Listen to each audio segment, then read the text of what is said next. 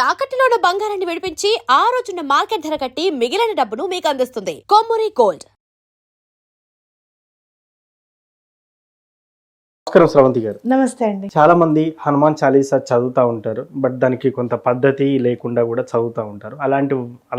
అలాంటప్పుడు కూడా కొంత ప్రభావం అనేది నెగిటివ్గా ఉంటుంది అని అంటూ ఉంటారు. అది మనకు తెలియదు, బట్ మీ ద్వారా మేము తెలుసుకోవాలనుకుంటున్నాం. అదేవిధంగా హనుమాన్ చాలీసాని ఎలా చదవాలి, ఎప్పుడెప్పుడు చదవాలి, ఏ రోజుల్లో చదివితే మంచి ఫలితం ఉంటుందంటారు? మనకి ఎప్పుడు కూడా చాలా కొత్తగా ఉండాలి, ఏదైనా రెమెడీ అని మనకు అనిపిస్తుంటుంది. హనుమాన్ చాలీసా మా చిన్నప్పటి నుంచి చూస్తున్నాం అని మనం అలా అనుకుంటాం. చాలా పొరపాటు. ఈ రోజులలో ప్రతి చిన్న పిల్లవాడికి కూడా మాటలు వచ్చిన వెంటనే నేర్పించాల్సింది హనుమాన్ చాలీసా. అసలు ఎంత పవర్ఫుల్ అని అంటే, స్వామి ఎక్కడైతే హనుమాన్ చాలీసా చదువుతారో ఇక్కడ స్వామి వచ్చి కూర్చుంటారు అనేది మనం గుర్తుపెట్టుకోవాలి. ఓకే, అబ్బా. అంటే పద్ధతి ఏంటి హనుమాన్ చాలీసా చదివేటప్పుడు అని అంటే, ఫస్ట్ రాముల వారికి దండం పెట్టుకోవడం, అలాగే తర్వాత హనుమాన్ చాలీసా చదివిన తర్వాత కూడా రామరక్షా స్తోత్రము, లేకపోతే రాముల వారిది జయమంత్రం అని ఉంటుంది, తారక మంత్రం, శ్రీరామ జయరామ జయ జయరామ. అది చక్కగా 11 సార్లు 108 సార్లు జపం చేయడం అనేది చాలా ఇంపార్టెంట్.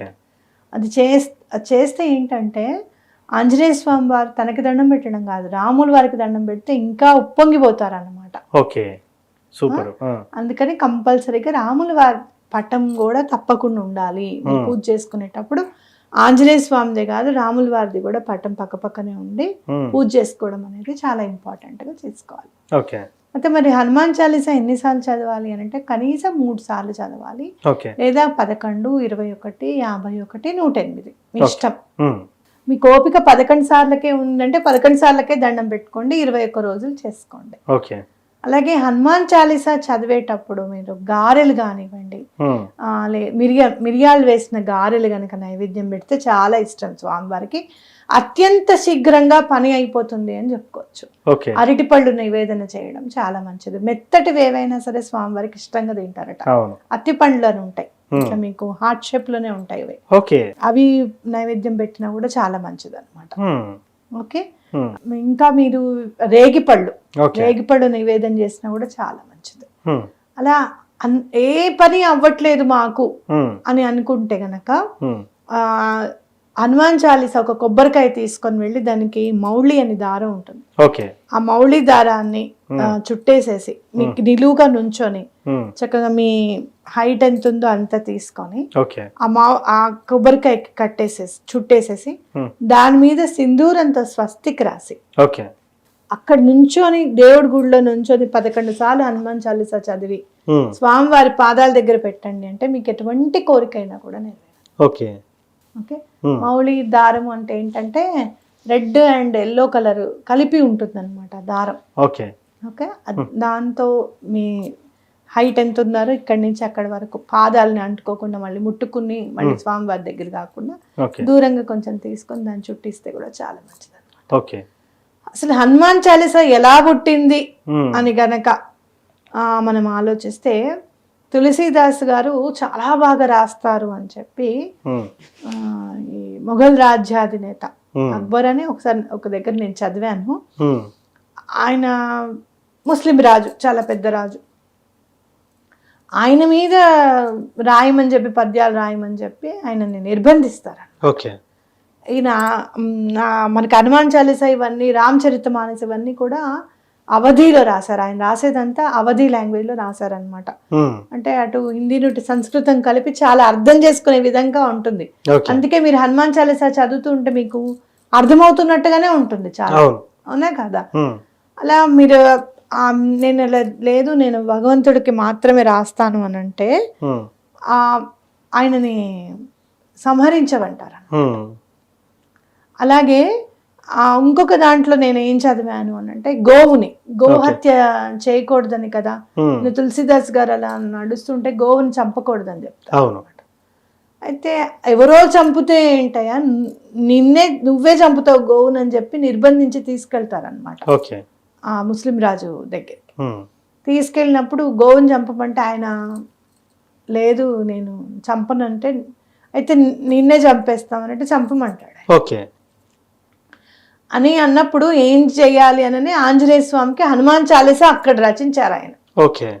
అప్పుడు రాజ్యం అంతా కోతులు వచ్చేసి భీభత్సం సృష్టించేసాయి అనమాట. అసలు ఇంకా బ్రతకడానికి లేకుండా చెట్లు పీకేసి అసలు ఎంత అంటే అసలు ఎవరు ఆపలేకపోయారనమాట వాటిని. ఎక్కడి నుంచి వచ్చిందో అంత దండు తెలియదు.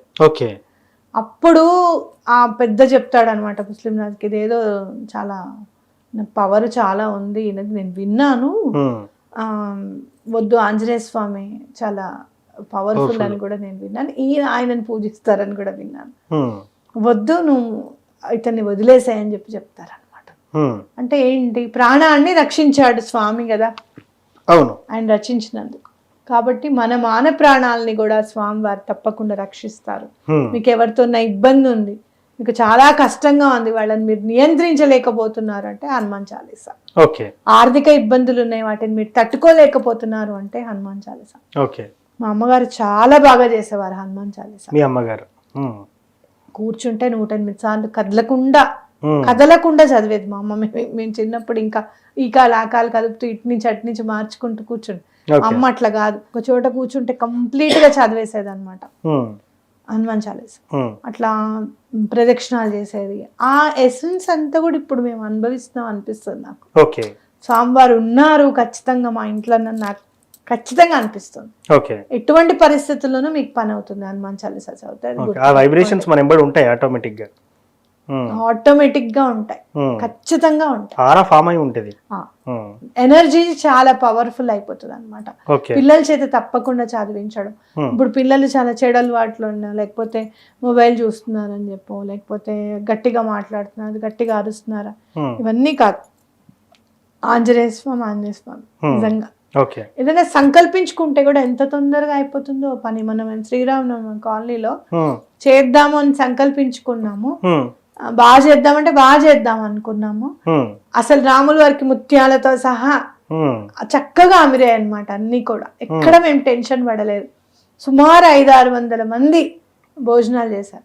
మా కాలనీలో మేము 300 మంది అనుకున్నాం. చాలా నైట్ కూడా అందరం తిన్నాం. మళ్ళీ సుమారు పక్క కాలనీస్ వాళ్ళందరూ కూడా వచ్చి ఇక్కడ అలంకరణ చాలా బాగా చేశారు, రాముల వారు చాలా అందంగా ఉన్నారు ఇక్కడ అని చెప్పి వచ్చి చూసారన్నమాట.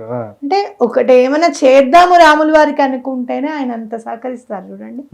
ఇంకా అసలు మీరు చూస్తే గనక, చేసుకుంటూ వెళ్తే గనక చాలా బాగుంటుంది. హనుమాన్ చాలీసా చేస్తే కనుక చాలా బాగా కలిసి వస్తుంది. ఈ క్రమంలో చేయకుండా పొరపాట్లు ఏంటి? సంకల్పం పరంగా 11 రోజులు, 21 రోజులు, 41 రోజులు అలా పెట్టుకోవాలా, లేకపోతే రెగ్యులర్గా రోజువారీ దినచర్యలో భాగంగా చదువుకోవచ్చా? ఏంటంటే బాధ పెట్టడం అండి. ఒకటి ఏదైనా పూజ చేసేటప్పుడు మీరు ఇంకొకళ్ళని బాధ పెట్టడం, విమర్శించడం అనేది కూడదు. ఇప్పుడు చెడు మాట్లాడడమే అనవసరం. ఆడు మాట్లాడుతున్నాడు, వాడు అలానే చేస్తాడు, వాడు అసలు నా మాటే వినడు, నేను ఎప్పుడో చెప్పాను అక్కడ ల్యాండ్ కొనమని, వాడు కొనలేదు, ఇప్పుడు బాధపడుతున్నాడు. ఇవన్నీ మనం మాట్లాడుకుంటూ ఉంటాం దైనందిన జీవితం. ఇలాంటివన్నీ ఏవి వద్దు, మంచి మాట్లాడుకుంటూ ఉండడం, ఎప్పుడు కూడా రామనామాన్ని మాట్లాడుతుండడం. హనుమాన్ చాలీసా మీరు 21 రోజు చదువుతాను, ఈ పని అవ్వాలి అని చెప్పి మీరు చదువుతూ ఉంటే ఆ మిగతా అంత కనీసం ఒక పేజీ అన్న శ్రీరామనామం, శ్రీరామ అని రామకోటి బుక్ లో రాస్తూ ఉండండి, టక్కున మీకు పని అవుతుంది. రామనామాన్ని అయితే మీరు కంచి పరమాచార్యుల వాళ్ళు కూడా ఎంత ప్రోత్సహించారో. ఎక్కడ రామనామం ఉంటుందో అక్కడ హనుమంతులు ఉంటారు. కాబట్టి హనుమంతుని పూజించకపోయినా రాముడిని పూజిస్తే చాలు. రాముడిని పూజిస్తే ఆయన ఉంటారు ఇంకా ఖచ్చితంగా. రాముల వారిని పూజిస్తే 6గురిని పూజించినట్టు. మీరు రాముల వారిని పూజిస్తారు, లక్ష్మణుడేమో మనకి సుబ్రహ్మణ్యేశ్వర స్వామి, అవునా కాదా? అలాగే మీరు చూస్తే గనక లక్ష్మీదేవి, ఇటు ఆంజనేయ స్వామి, ఆయనను పూజిస్తే అందరిని పూజించినట్టే. కాబట్టి ఆయన అంటే తొందరగా అనుగ్రహం కలుగుతుంది. ఆంజనేయ స్వామి మీకు అనుగ్రహం కలగాలి అని అంటే రాముల వారి కాళ్ళు పట్టుకుంటే తొందరగా అనుగ్రహం కలుగుతుంది. సో మొత్తానికి హనుమాన్ మంత్రం లేకపోతే హనుమాన్ చాలీసా ఎలా చదవాలి, ఎన్ని రోజుల పాటు చదవాలి అనేది చాలా చక్కగా వివరించారు మేడం. ధన్యవాదాలు.